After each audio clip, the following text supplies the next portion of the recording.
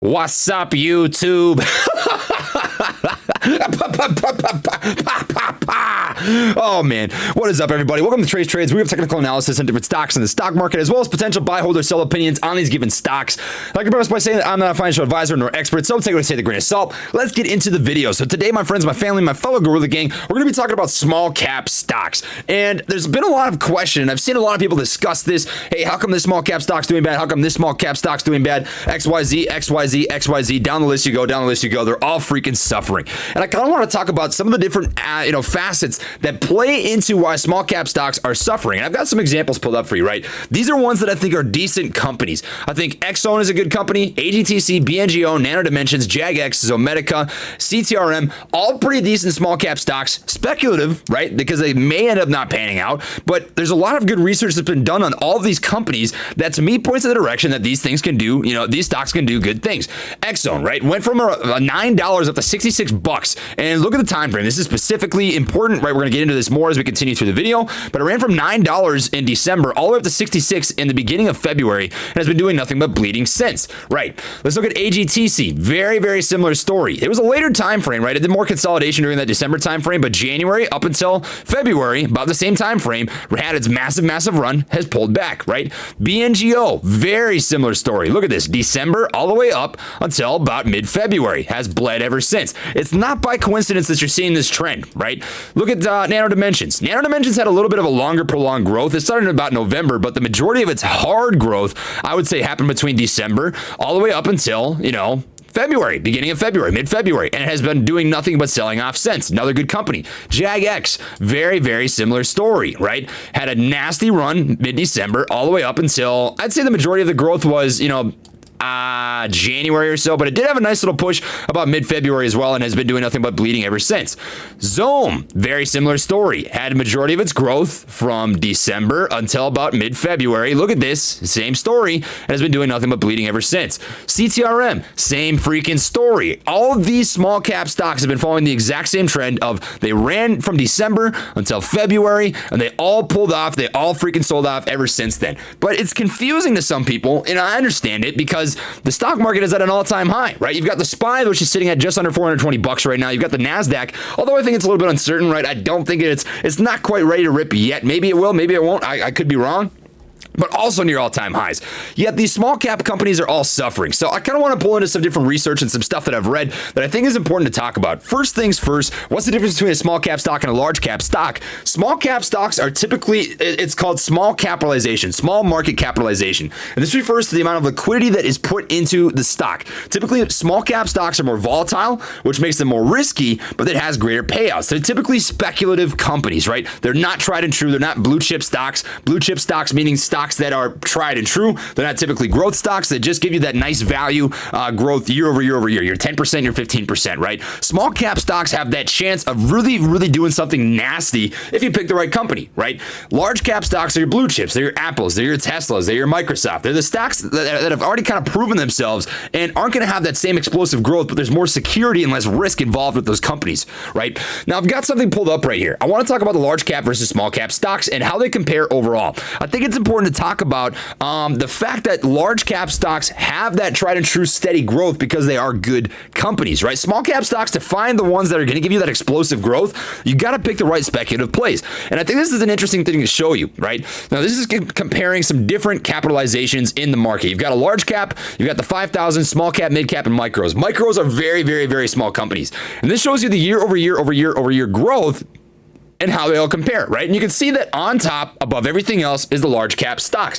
Now, keep in mind that this is taking a lot of different stocks in the equation, right? It's not taking into consideration that, you might have a small cap stock that ran up 5,000, 10,000% in 1, 2, 3 years or whatever it is, right? It's going to average everything out. And averaged out over time, if you were to take all, not all of them, but just based on Wilshire, right? If you took the majority of large cap stocks and the majority of the small cap stocks, the large caps overall are going to have that more steady growth, right? And that's because they're less speculative.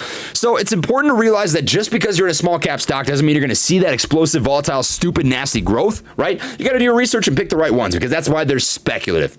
But nonetheless, I want to talk about why the market is up and at all-time highs, yet you've got these small caps that are, not performing very well right now.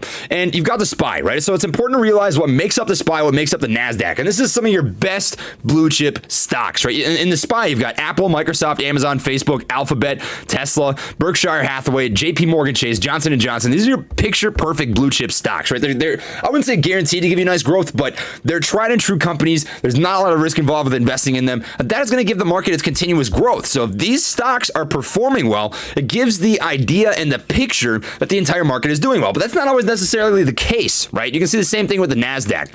So if you look at the NASDAQ holdings, you've got Activision Blizzard, Adobe.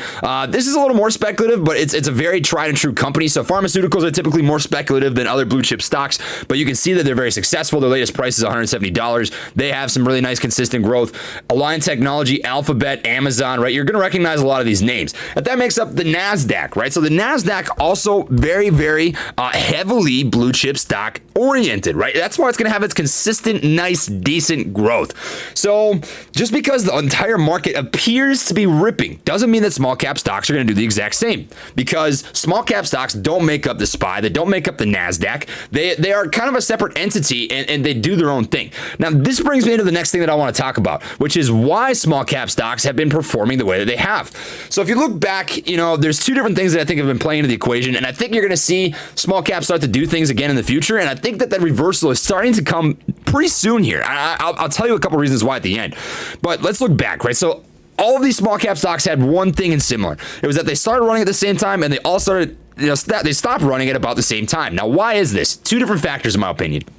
Number one, you have new money that came into the stock market. It's no secret, it's no surprise that we had more liquidity that came into the stock market in that 6-month period of time that we have for years and years and years before that. I think I saw that the amount of liquidity that's come into the stock market in that 6-month period of time was more than we saw in like 5 to 10 years previously in the market. So new money in the market is going to push different stocks. And a lot of this new money is coming from younger retail investors, people between the age of 18 and 30. Admittedly, I'm very transparent. I'd like to tell you guys how it is. I'm a pretty new investor, right? I haven't seen everything that's gone on in the market. All that I can tell you is from my experience and the research and the reading that I've done, right? And from what I've seen, a lot of the new people getting into the market, like myself, came in at this time when people didn't have anything better to do than research the market, look into stocks, find ways to make passive income, right? And they all got in at the same time, and that was about that November to December time frame, right? So they could have got back in, way in March, but that wasn't the case. You would have seen that small cap stocks back in, March would have had some nice rips, but they didn't.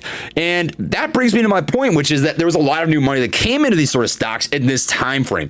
The second thing that I want to talk about is institutional money. Now, this makes up the vast majority of price action that you see in the stock market. I don't like using the word manipulation unless I absolutely have to, and I don't think that's the way that you should describe this, but big money, institutions, hedge funds, where they put their long dollars meaning the stocks that they're buying, they're not shorting, right?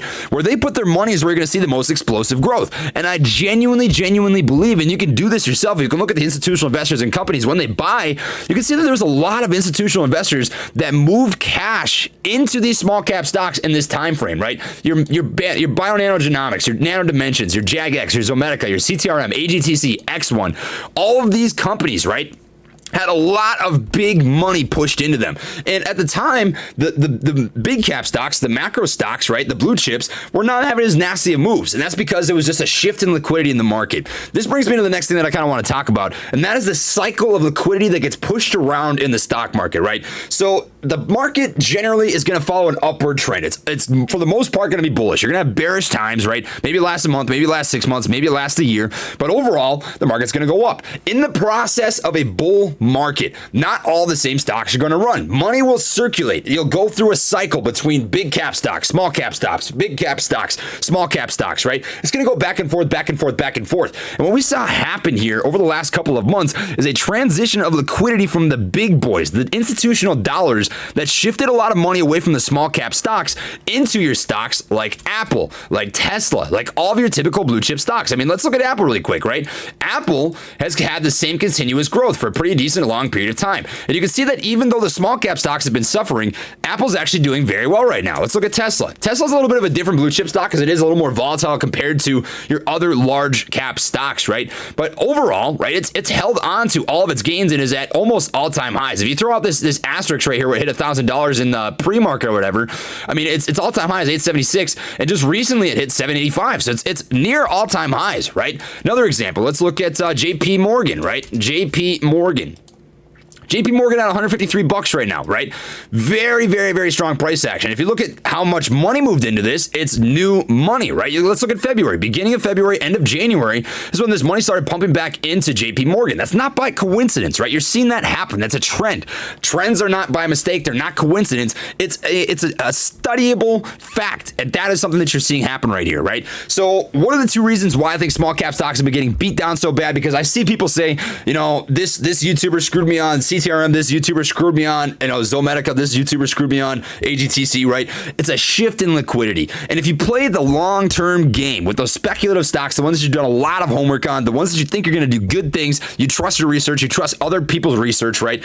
In the long term, they're going to do what you want to do, right? In the short term, you're going to have these cycles. So if you're a swing trader, during these times, there's two different ways you can play it, right? In the short term, if you're a swing trader, you just got to play a little bit less aggressive, right? Play these blue chip stocks. Play the blue chip stocks and make a little less of a gain, right? Otherwise, you're just going to be bag holding. You're going to be chasing stocks. You're going to be hoping these small caps go up, looking for those volatile, crazy, stupid moves, and they're not always going to be there, right? So when you're in these cycles where you're not getting confirmation from your small cap stocks like X1, AGTC, Bionanogenomics, Nano Dimensions, right? There's not a lot of opportunities here for long-term continuous swing trading, right? Just play something a little more conservative. That's the way that you can play this. And there's nothing wrong with that, right? Because these will eventually get moving again. The good small cap stocks, when big money starts pumping into them again, are going to reach their new all-time highs. They're going to continue to grow. They're going to continue to do good things, right? If you're a long-term investor, right, not a swing trader, swing traders focus on a couple of days to a couple of weeks, maybe even a couple months, right? If you're a long-term investor, you love seeing this because if you've done your research on a small cap company and you think that the speculation isn't warranted,